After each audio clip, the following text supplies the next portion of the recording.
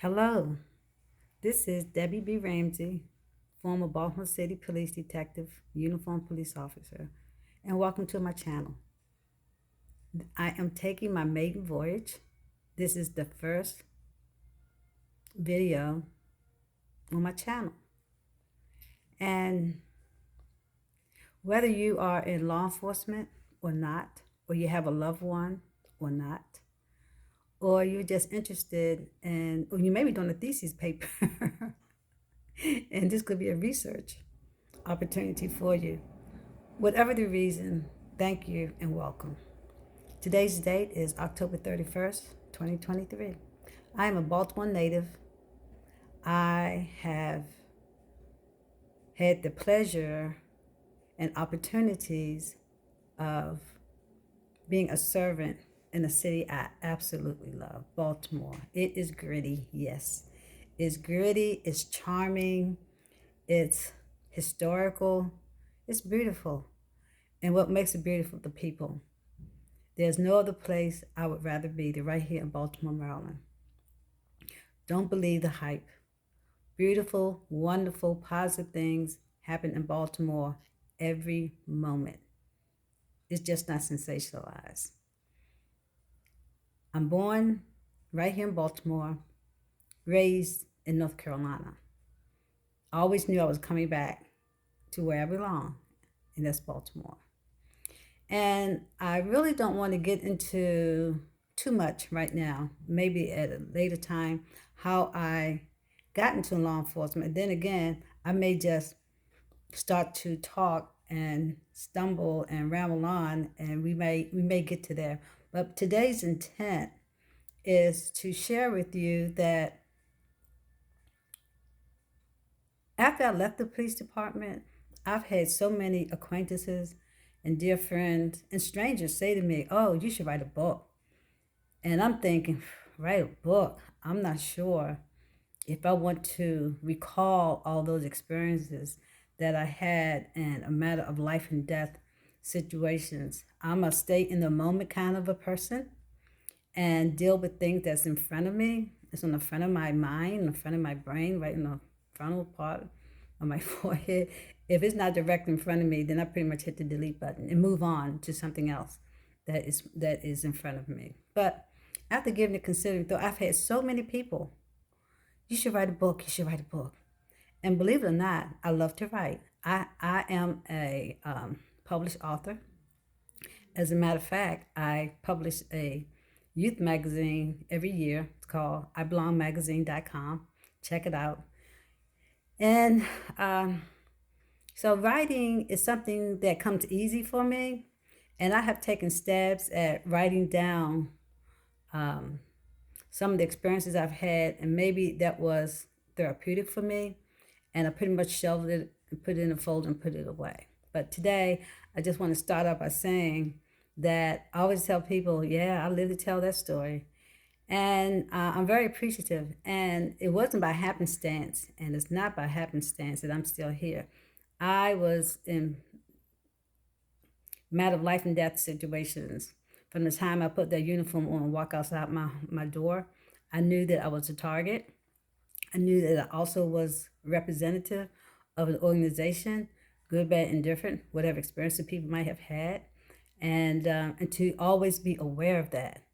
I was always aware when I put that uniform on and walked outside my door, all bets are off.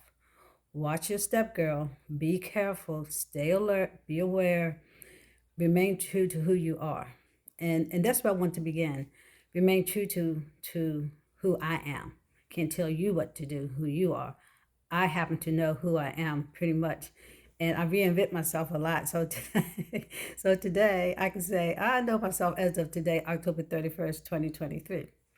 Um, and that and that is the main ingredient I brought to the table when I stepped into Baltimore Police Department Academy the very first day. I had no doubt who I was. I had no doubt of how I like to see myself navigate throughout, and how I interact with people with love and respect and consideration. I'm not perfect, never said that, but those were always my standard. And I felt confident I could do the job. When I joined the police department, I had never seen a gun in real time, touched a gun in real time, nor did my home had weapons, knives or guns. I know we sound like we were some Quakers, right? That's another story. Remind me to share that with you because I am a Quaker. um, but my dad and my brothers, they were not hunters. And and when we had conflict within the home, we were able, 7 kids, a mom and dad, 3 dogs, a cat, parakeets, a couple of ducks, uh, to talk. Or with in the cases of my siblings, I'm the oldest girl out of 4 girls, and I have 3 brothers, 2 brothers older than myself and one younger. That's another story. Um, so we talked and we played to dozens, and we were able to sharpen our communication skills on one another. And when I left home at age 17, I felt well rounded, equipped. I can deal with any person that stepped in front of me because my brothers and sisters gave me an opportunity. We were all different, all had different personalities. There was no one person that was like mirroring someone else. We were all set. And in a household like that, you learn to negotiate, you learn to meditate, you learn to bite your tongue, especially when you feel that you want to say something to your parents that you might have been in disagreement with, but you didn't really have the skills of expressing that without sounding disrespectful. Like I said, I was raised in the South, born in Baltimore, so I have dual citizenship with 2 different cultures. And so I just felt like when I left home, oh wow, I'm ready. I can deal with all kinds of personality, long as it was within reason. Don't get me wrong. I'm not talking about personality way to the left or way to the right, or maybe some was way to the right, some was way to the left. And so I had opportunities going during my formative years in North Carolina to really discover who I am as a person and how I see myself and how I want to be and what standards I had. And my parents gave me fantastic work ethics. They gave me a lot of love in their way. They were not the type to walk around and use the L word or give you a hug. But by me having a sense of feeling safe and sound with them, I was safe with my parents, and I had no idea just how safe I was until I became an adult and heard such horrific stories that some of my peers experienced as children. It was just I couldn't hardly believe that children could have been exposed and have been abused in such ways that it was just beyond any comprehension for me. And I was like, wow, are you saying that I really didn't have to to be in a safe environment? My dad had 10 brothers, four sisters, so he came from a very large family. And as I reflect on that, I said, wow, I felt so safe with all my uncles, all my aunts. And I just want to thank my parents for allowing me to be in that safe environment. And I think because I had a sense of being safe embedded in me and not being fearful of people. And when you're not fearful of people, I find you're not fearful of yourself. You're very confident. So I just want to thank my parents, who are no longer on this physical plane, but they're within me. When I see myself in the mirror, I see my mom, my dad, my brother, my sister. I see everybody. You know, I didn't just come down with the last rain. I didn't make myself. I see myself. I see just a combination of all those people in a physical way. But also, I do have this sense that in a more soulful, spiritual way, that I'm also embodying all my ancestors that have gone before me. I do not give myself 100% credit for how I navigate through this world or how I see things or my perspective. It just seems so natural to me of feeling safe and sound and sure and confident within myself. So I'm pretty sure my environment has something to do with that. But yeah, just not to deviate too much from today's topic, which is how to police like a black girl. Yeah, and live to tell that story. That's what I'm talking about. And I really didn't think about it until years later of, yeah, yeah, yeah, I did police like a black girl. And why was that? Well, like I said, I left home when I was age 17, North Carolina. I knew North Carolina was not going to give me opportunities for me to excel or reach my fullest potential. I was a fantastic student in school. My brother and I, we helped to desegregate our high school in North Carolina before it was mandated. And again, that comes from a sense of feeling safe. And I feel like I can, any space that I choose to be in, I feel like I'm comfortable, confident, and have something to give and share and can be successful. I just never thought of me not being in a space that I did not belong. If someone else looked at me and felt like, hey, you do not belong here, that's on them. That has nothing to do with how I feel. I have always navigated in spaces that I feel that's going to have positive outcomes and that I can contribute to when and if I need leave that space. It was better off than because I was able to contribute something to it. I don't see myself leaving any spaces or people I've come in contact with in worse shape than before, than after they met me. I just don't see that. I don't know if there's a psychological term for that. I don't know. I'm just sharing with you how I feel and to get into how this black girl lived to tell a story and was able to come home every day. And at the time, my son was 9 years old when I joined the police department. I just um, came out of a divorce with my husband for like 10 years and just came out of that and needed a job quick, fast, in a real hurry. We were living a middle class life, and I had become accustomed to certain things, but joining the police department was never, ever, ever, never, ever, ever, ever a dream of mine, ever. I did not even know police officers. My uncle, my dad's brother, he was a deputy sheriff in a small hometown I grew up in North Carolina called Roxborough, North Carolina. Um, and other than that, just never had anyone to talk to about being a police officer with no desire of mine. Who wants to do that? So, truth be told, I was in a desperate situation and I had applied for many jobs coming out of divorce. I was in school full time, going to Morgan State College, university at that time. Yes, one of the best periods of my entire life being at Morgan State. Loved it. Well, so that was aborted because of the divorce, and I had to um, uh, get a roof over my head and feed my son and take care of me and him in the ways that we had become accustomed to. And I was at home watching. I was filling an application back during that time. You actually fill out paper application. You hand deliver.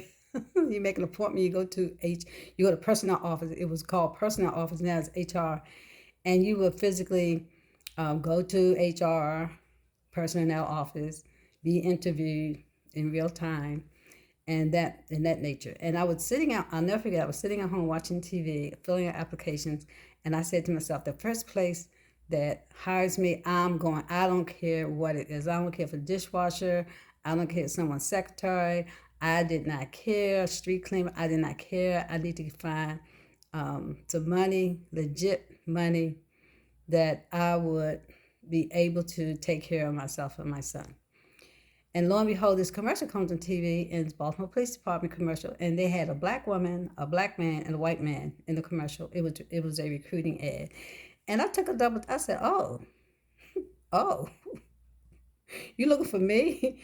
You want to hire someone who looks like me? Okay, let's see how serious you are.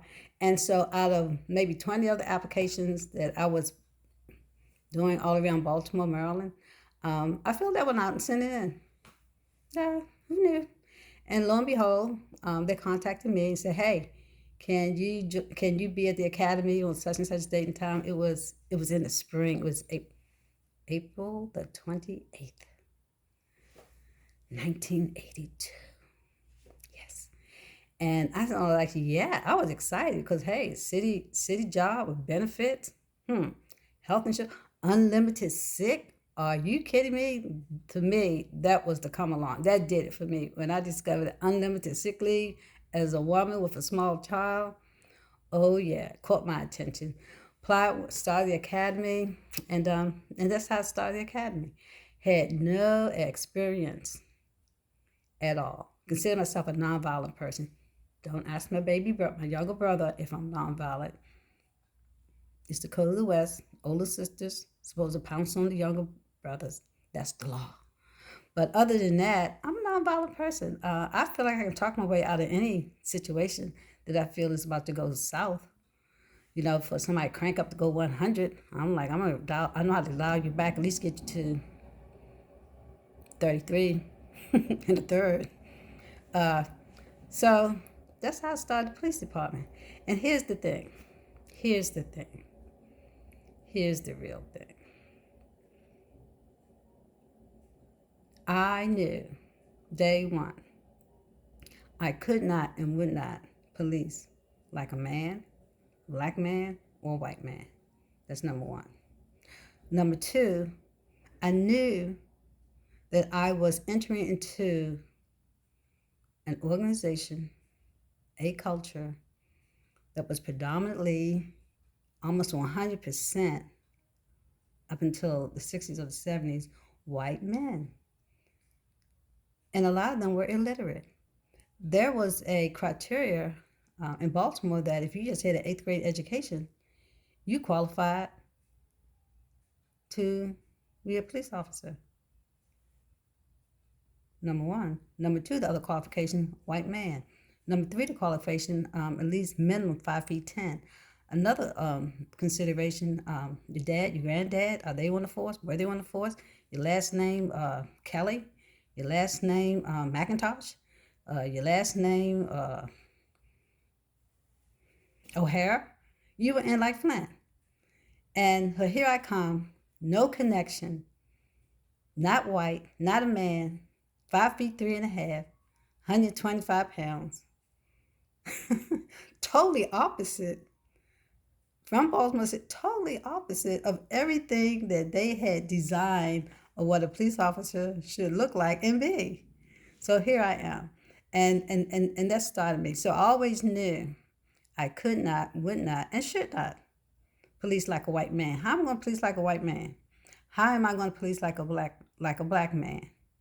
How can I police like a white woman? Can't do that. So I'm bringing all my sensibilities, all my life experiences, all my core values, all my principles. And guess what? The police department, they had their core values too. They call it SOP, Standard Operating Procedure. We had to memorize that bad boy. And also general orders. Had to memorize that bad boy too. Came in volume 1 and volume 2. So there was a lot of legal, educational techniques and information that we had to be familiar with, the Constitution of the United States, all of that. Because you're an officer of the state. And these are some of the things you need to know. And know how to write, know how to be able to think fast on your feet. Because not just yourself that you making sure you go home safe and sound, but also the people that you're working with. You want to make sure they go back home to their families too. So all of those responsibilities and considerations and expectations, yeah. And the academy was for 6 months. I think I entered in a wonderful time of the year. I entered into the spring, and 6 months my class graduated in October. And it was during that time that I felt very comfortable.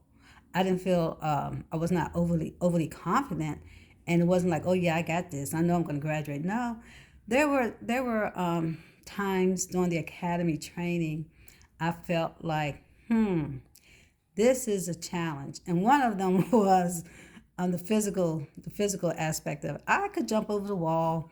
I could touch my toes. I could sprint. But one of the downfalls not downfalls, one of the, how can I say this? I don't like to say anything negative about myself. I can't even find the right words. But I knew, my strong suit. My strong suit was not endurance running. I could sprint. I could sprint. But to run like 5 miles, 7 miles, and we had to do that on a regular basis, that was a challenge for me. And we would run from headquarters building, which is downtown Baltimore, maybe around the harbor. If any of you are familiar with the Baltimore, we sit right there on Chesapeake Bay. We have the harbor there, so we run around the water about good maybe 5 miles, and going and coming. And here's the thing: I have never smoked a cigarette a day in my life. Okay, I would be the one bringing up the rear. I would be the last runner coming in. And I'm telling you, it was a bear. But here's the part that just would crack me up. By me being the last person, so our class, we would wait for the last person to come in, right? Because we're a team. So it was always I'm the last person. And they would be sitting on the loading dock waiting for me. I'm huffing and a puffing. And some of them are sitting on the loading dock, been there probably for several minutes, smoking a cigarette. Here I am, I'm out of breath, never smoked a cigarette, they can't hardly breathe. And they're outrunning me, they have great endurance, and they sit there smoking a cigarette. I was like, what's wrong with this picture? I said, what? What?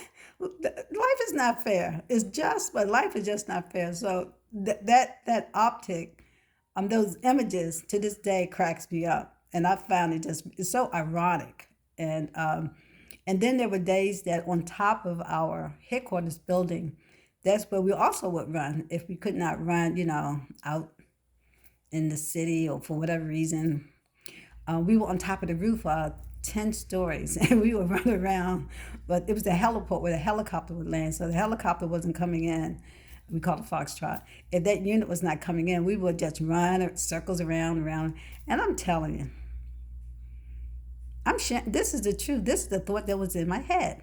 As I'm doing laps, I don't know if we're doing 20 laps, 50 laps, I don't know. But after the fifth lap, I would say to myself, and this is a true thought, I would stand a better chance of just taking a flying leap off this building than I would try to run another 15 laps around top of this building. And bless my classmates. I had one dear classmate, bless his heart.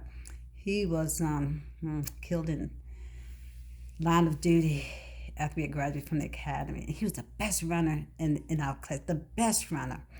And he was grabbing by my elbows. He said, come on, Randy, come on, you can do it. Come on, Debbie, you can do this.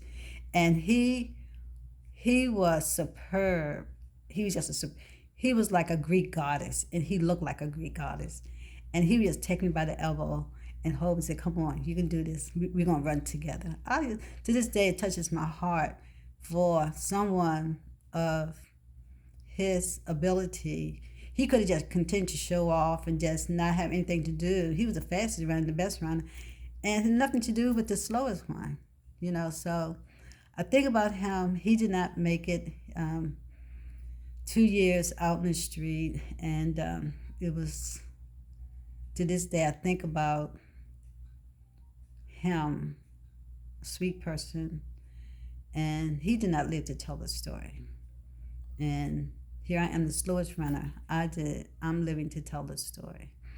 And I don't refer to me being blessed, because if I say I was blessed, what does that make him? He's not blessed? Of course he's blessed. I don't have that superior... There's nothing special about me, nothing at all. And I cannot count how many police funerals I have really gone to. So many of them, I can't even count them. So for me to say, oh, I'm blessed, and I always felt like that would be an insult to the family. She said, oh, I have favor, and your loved one did not. I don't get that. I don't get that at all. And I think after years and years and years of people saying to me, Debbie, you should write a book. And one of my dearest friends that really tipped the scale for me, which is why I'm talking to you all today, just about a week ago. Because I had met some well-known authors who tried to encourage me, said, Debbie, you should write a book. I took a couple of stabs at it, so to speak. Um, but I got a sense that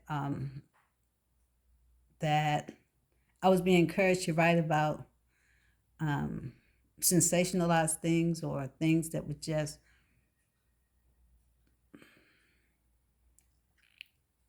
did not end well for certain people, or you know what you may see depicted on TV in the movies, how cops are running down the street and jumping over rooftops and rolling on the ground and in a shootout and all that kind of stuff. Uh, I was in some of those situations, don't get me wrong, but it's not something I want to write about. And I think right now, what is speaking to me, I would like to write about how I police as a black girl.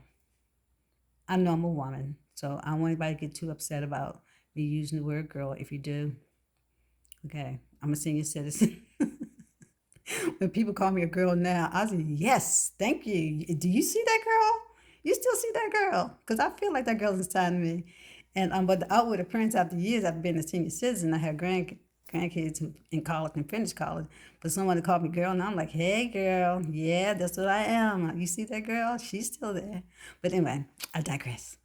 Um, so I did not, my spirit would not allow me to write about some of the incidents that I was involved with.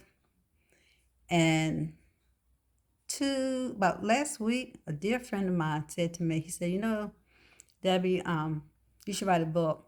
Not so much that you should write a book that's going to change the world or change someone's life, but you can write a book that one person may be privy to, and they read it, and it may impact them, and then they may share, and it may change someone else's life, and go on. Like I never saw it like that.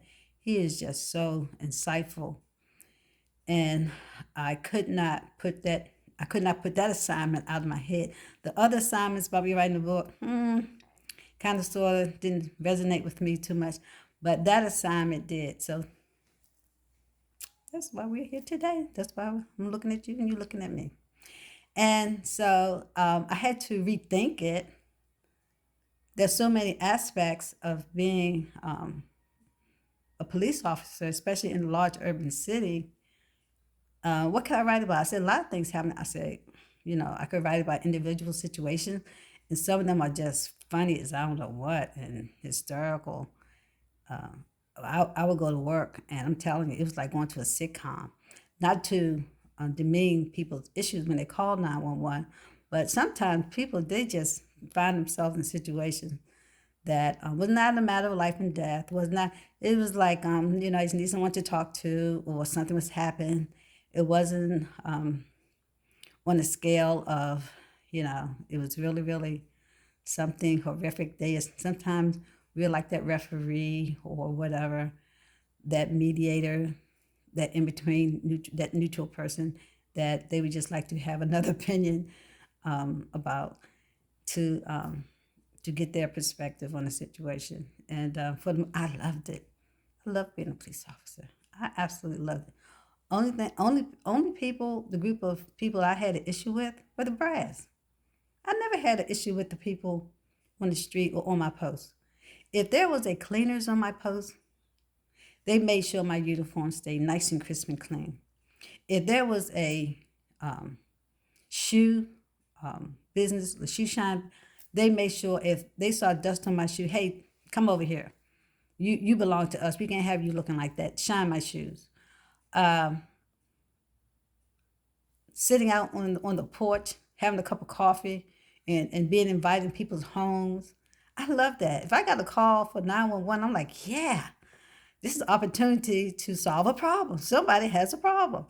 I'm to the rescue. I felt like I was a superhero, a problem solver. There was no problem I could not solve. That's how I looked at it. And that it was going to have a peaceful resolution. That was always my goal. Whatever the situation was, whether a child has not come home from school and the parents are all frantic, they don't know what has happened, um, to notifying the next of kin. No matter whatever the situation was, I just felt like I could do it me. I'm going to allow me, forget the uniform.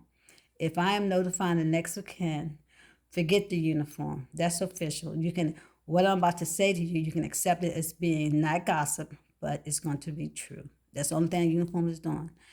As I am notifying the next of kin, that is when my empathetic, sympathetic, human touch comes into the picture. And that's where I can express myself.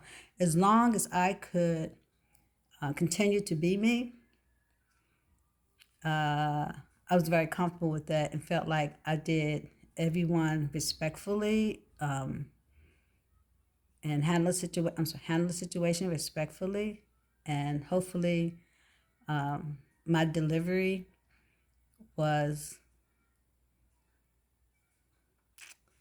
a double edge, so to speak. I'm officially notifying you. You can accept this to be accurate, and on the other side, that I can show the compassion and the sorrow of what is happening to your family. So I kind of like deviate a little bit from that.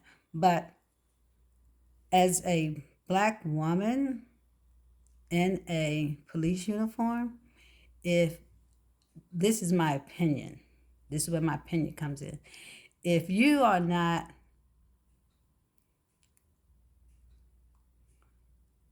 comfortable in your own skin, if you are not clear about who you are and why you are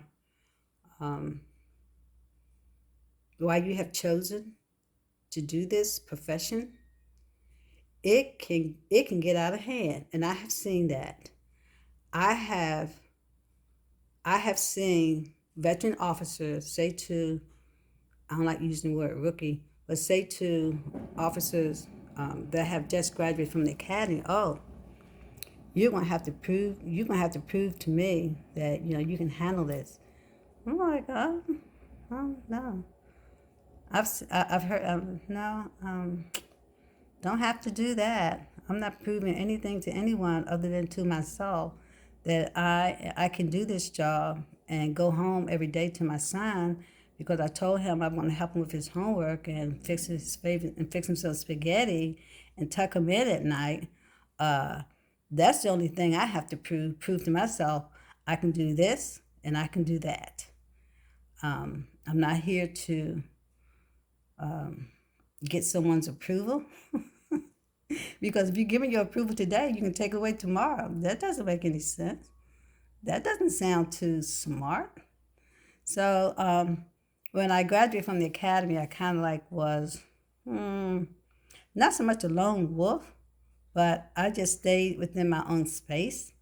And after the academy had given me my marching orders, yeah, you can do this thing, girl. You go on out there, you graduate and everything. Yeah, you can do this. And I was assigned to my first district. Um, yeah. Um, let's see what this girl can do. And it was a joy. It was a pleasure. I was humble. And for me, it was a noble profession. Today, not so much that people are calling it a noble profession.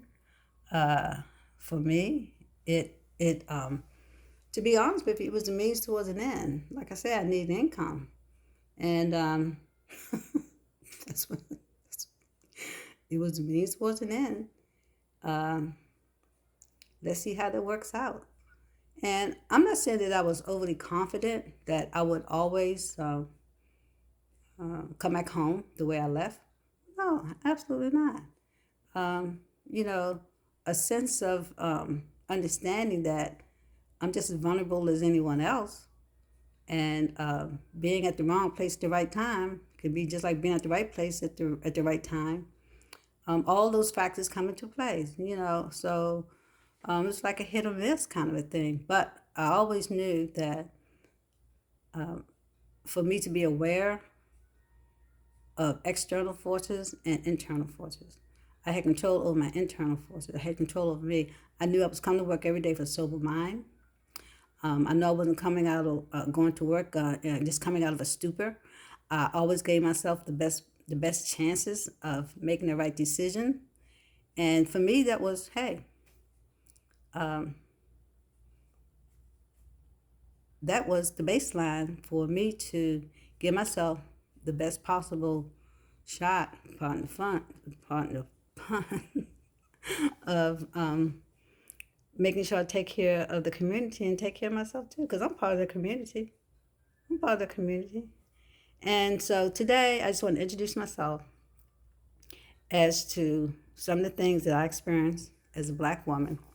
And the takeaway today, I hope, would be that, yeah, if you know yourself and you have ample confidence in yourself, there's always room for improvement, and you know how to seek help. No one person knows everything. And I'm not saying that I did not need anyone to help me get through that period of my life. I had a lot of wonderful officers, co-workers, civilians that was able to help me as well. And let me just say this.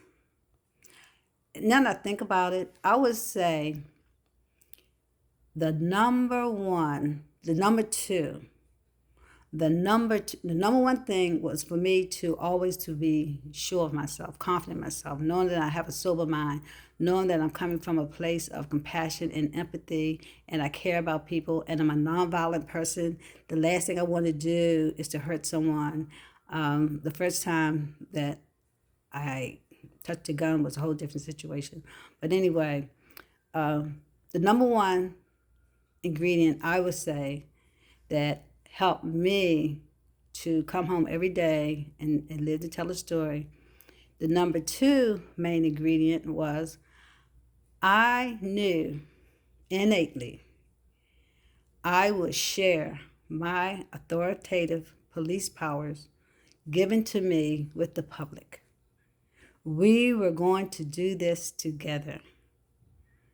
I had the authority, but I would encourage the citizens or community, if there was a 911 situation and I'm the first officer on the scene, so that's my call, I would say to them, situation permitted, if it was like a matter of life and death on the spot, but we had time to all sit and think and how we going to handle this. It was almost as if I deputized them. I would say to them, okay, how are we going to do this? What are we going to do? If it was a domestic situation, if I get there and no one is showing any physical signs of someone had broken their skin or, they needed ammo, but people just shouting at each other and pointing the fingers and that kind of situation, that kind of domestic situation, um, I would, we would separate both parties, whoever was involved, and say, look, you have an opportunity to help me decide how we're going to handle this. Do I need to call the paddy wagon? Does someone need to just say, okay, I'm going to just spend the night over at mom somewhere or my buddies or whatever.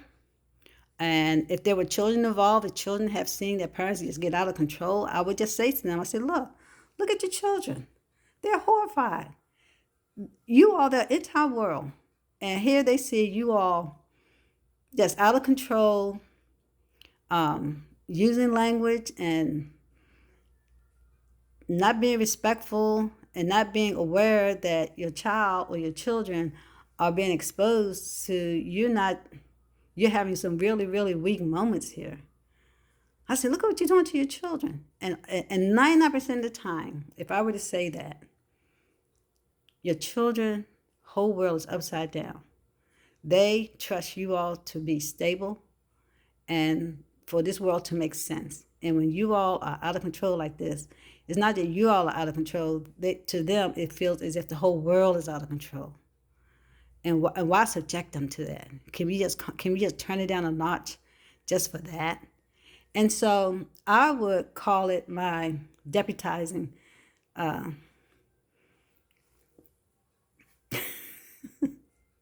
the callers and the callees. How are we going to solve this? Now, if I need to call the paddy wagon, we can do that too. But let's just make that the last resort, okay? So that was an example of how I would have the community or the people help me police. Another situation just come to my mind would be that I think I shared with y'all that my dad worked at Bethlehem Steel Spurs Point here in Baltimore for 41 years. And part of the culture would be that the men, as they're going to work, they would stand in the corner with the lunch buckets. And those who need a ride to work, they would stand in the corner and hold out the lunch buckets. And that would signal to someone who was heading in the same direction that they need a ride to the point, what they call the point, Spurs Point, Bethlehem Steel. And so by me seeing that as a young girl, seeing my dad standing, going to work and coming back, and when he would come back, and on the same corner, we knew what time he was coming home, I would see him stand in the corner. I would run up to him, and he would keep a pocket full of change on purpose. I just found out so that we all could just go inside his pocket and get his loose change. Okay, let's fast forward that to now. I'm a police officer, and I get a call loitering on the corner. How does that? What does that look like to me? So I get a call. Okay, 812. Got a call for loitering on the corner. Half a dozen black males, white males, green males, whatever, didn't matter. Can you go up there and clear them all? Okay. So to me, that was not a cue for me. Oh boy, let me jump out here. Let me get my baton. Let me wave my handcuffs, and let me just be all boisterous and loud. Hey, get off the corner. No. Because I had fond memories of men standing on the corner. I would get in my car and walk up to them. Hey, what's going on? What y'all talking about? I know you're shooting the breeze. If there was like a game or a fight the night before, I would get him because I would talk about sports with my dad. I used to like watch baseball games with him. Hey, what's going on? I said, look, I'm getting these calls that, the neighbors are nervous about y'all just standing on the corner. You had loud, but I understand. I said, can you do me a favor? I said, I'm going to get in my patrol car and I'm going to ride around the corner. And at your discretion, I want you to just, leave. Can you do that? Because they're nervous, They don't understand what's going on. Okay, officer, yeah, officer, we can do that. Okay, yeah. So what did I do? They were my partners. Because that did not set off inside of me a situation that I need to come out, in an aggressive way that's going to escalate the situation. I understood what they were doing. Now, there could have been something illegal activity that was going on as well. I'm not saying that it wasn't. I'm just saying that those were the type of methods that I used for myself. And then there were times, we just had to call the paddy wagon. People just did not want to cooperate. So I'm always looking for cooperation. And to number one, be sure of yourself. Number two, for me, share my police powers with the community where they're helping me police too. So basically, they were policing themselves. That's all they were. They were policing themselves. And they dispersed when I would come around the corner. They'd be gone. So it was a matter of trust as well. So I'm just saying that that was something that just came to mind, how I felt like sharing my power given to me by the state of Maryland to uphold the Constitution of the United States of America and the localities and jurisdictions of Baltimore, Maryland. It was to be shared. It's a lot. That is a lot of power. Think about that.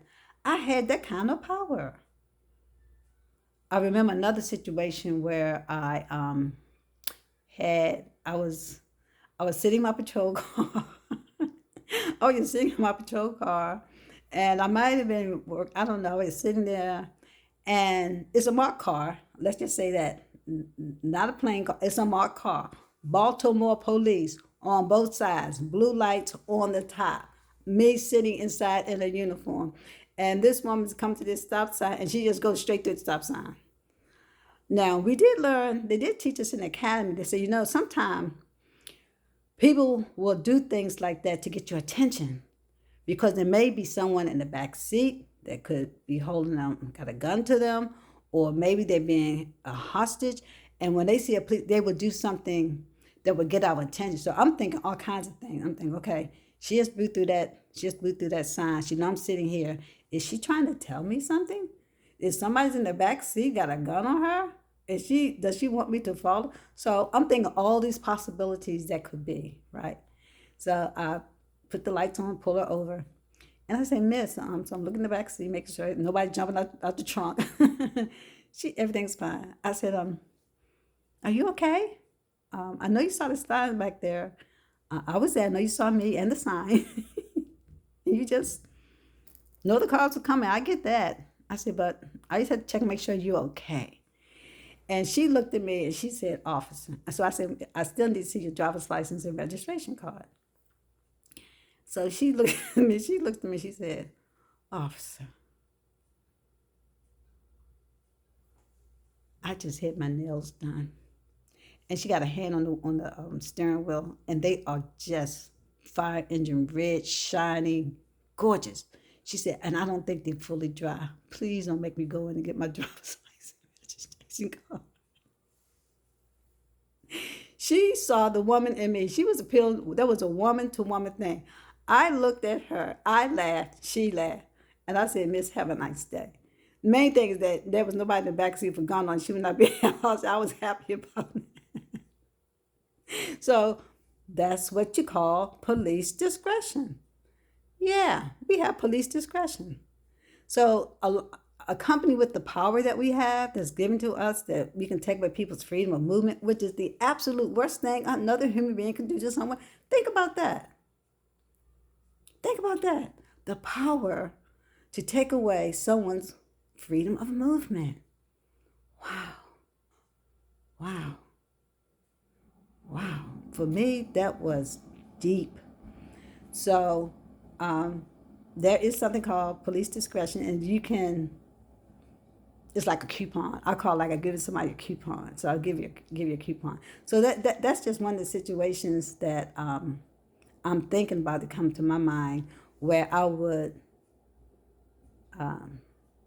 help the community in a way of how they see their police officer. And using discretionary power is a powerful tool, and it's something that's always available. And by me always knowing that I can always pull that coupon, give someone a coupon, that was a nice thing that's a nice thing to know as well. So I don't want to keep going on and on and on, but these are just some of the things that I was able to incorporate, and for me to always go home and have a well-being and have peace of mind. Having peace of mind is very important to me, and because that shows me that whatever I face that day or any day, that I can sleep well at night. That's my goal, and to make sure I treat people with respect.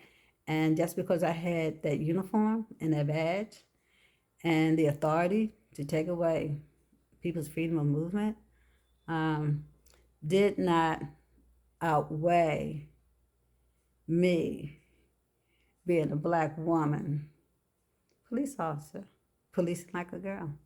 So I just want to share that with you all, and I hope you all do return and come back to my channel. Like I say, this is my maiden voyage. I really don't know where I'm going with this.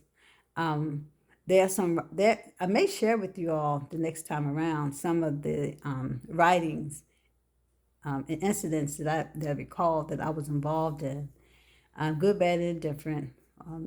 This is a no judgment zone here, and hopefully I have helped someone who looks like me who is in law enforcement, or someone who does not look like me in law enforcement, because I think this is not a gender type of methodology or nuance of how to police.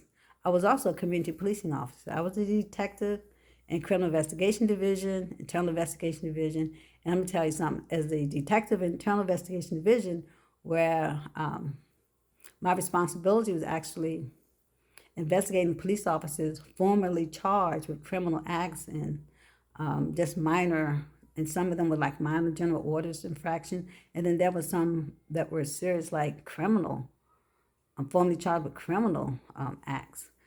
And so I feel like all my positions in the police department helped me to be well-rounded.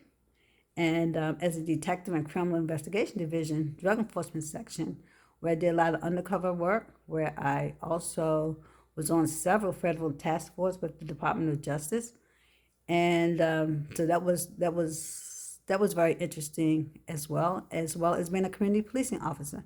And out of all of those positions, which one do you think I really, really, really enjoyed the most? Community policing. Yeah, that's a whole nother story. So maybe I should just break these down, and there's so much information I would like to talk to y'all about that maybe, just maybe, if I get some feedback from y'all, if y'all would like to hear about each one of those categories and assignments that I operate on instead of just going all over the board. Because right now I'm talking about when I was in patrol, when I was a detective, how I got to be a detective. So this may be my way of writing, of writing, of writing a book, so to speak. This is like a cyber book, an audio. This is an audio book, as opposed to sitting down putting pen to paper. So maybe this is like lethargic for me to get this out. There's some things I do like to share. There's some things I will never, ever, ever, never, ever, ever talk about. And there are some images in my head. If I could just hit the delete button and get it out, see some really horrific images, and I don't dwell on them. But every now and then, I'm not saying they come to surface, but they are there. They're in the recesses of my mind. And so that's where they stay.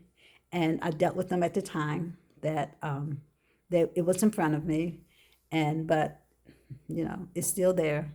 I try not to bring it up too much, but anyone who's been in law enforcement knows that, or even the fire department, anytime you have been in an assignment where you can see people taking their last breath on a regular basis, as a human being, it can impact upon you, and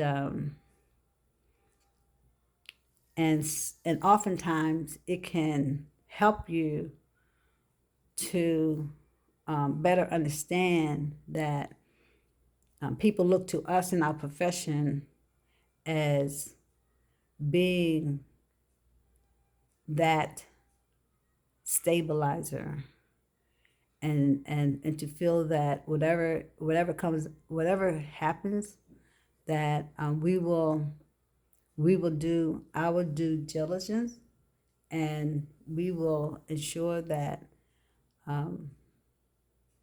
those who are calling upon us, that we first do our job. And I think the last thing I would like to make a point about is relating, slash relationships. And as I talked earlier about how I, have beautiful memories of my dad standing on the corner going to work.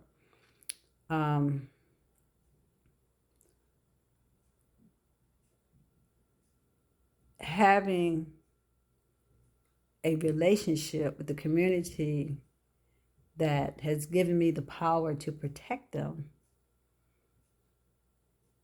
was a major ingredient as well.